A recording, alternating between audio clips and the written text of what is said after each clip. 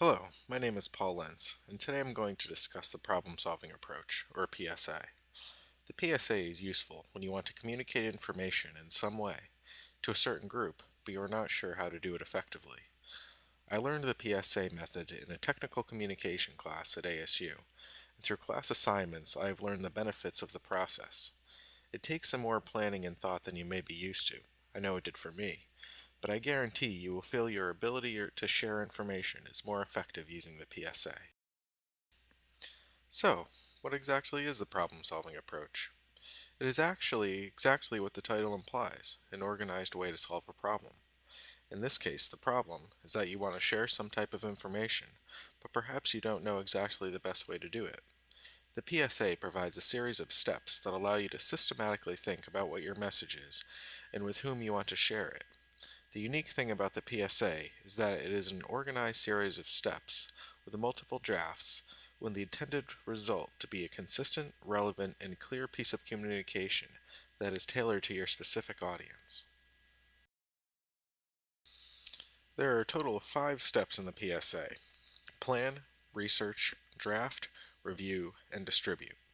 Throughout my technical communication course, the assignment I felt most successful in making was a personal website with a focus on sharing information about my work and inspirations as a fused glass artist. I'm going to demonstrate how this assignment was a great way to use the PSA in a real-life situation, since it helped me decide what I may include in a professional artist website in the future. The first step in the PSA is to plan, which involves being certain about the purpose of your information or what you want to accomplish. While working on my website, I considered what aspects of my art would be interesting and informative to others, what I would want to keep private about my artistic process, what resources I have found useful, and what useful information I would want to share with others. I took a lot of notes on these thoughts and various resources related to my work, and these thoughts eventually became a first draft. The second step is to conduct research. Depending on your topic, this may involve different things. For artistic communication, it may involve the use of related books, articles, and websites. You want to use resources that are pertinent to what you are communicating, but are also trustworthy and sound. Remember that once you use this information, you are also endorsing it. For me, research involved finding appropriate links and resources to share on my site that were useful. Visuals are also important in communication, and finding the right image can be a difficult but rewarding way to share information. For simplicity on my site, I chose to use images that were either my own art or general images from my resources, such as logos.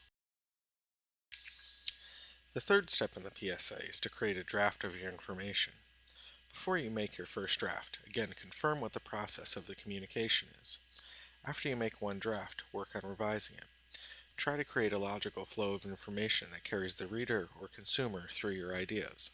On my website, I did this by creating different links, including general information on fused glass and information about myself and my thoughts on the artistic technique.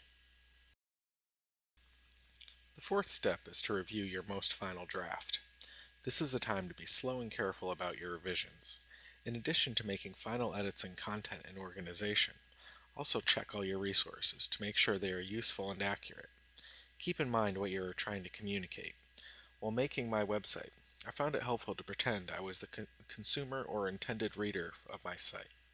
Was my message clear? What questions did I have? Was there a clear way for them to contact me should they want to talk further?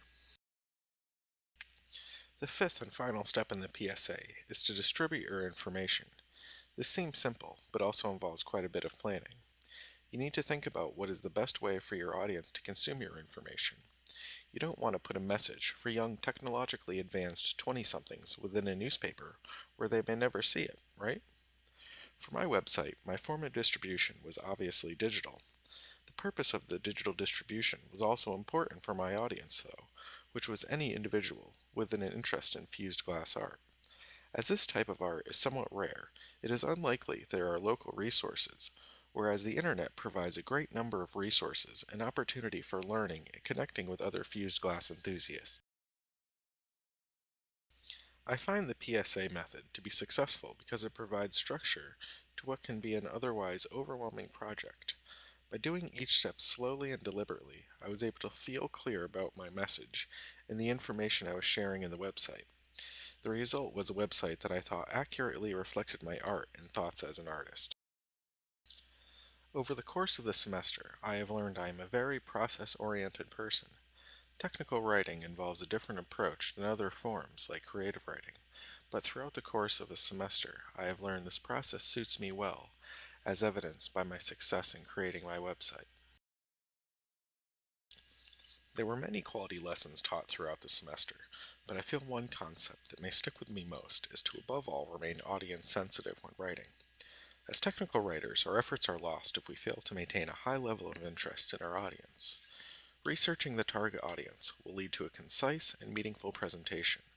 By creating an attractive and informative document, our message is better realized. Thank you for listening to my presentation.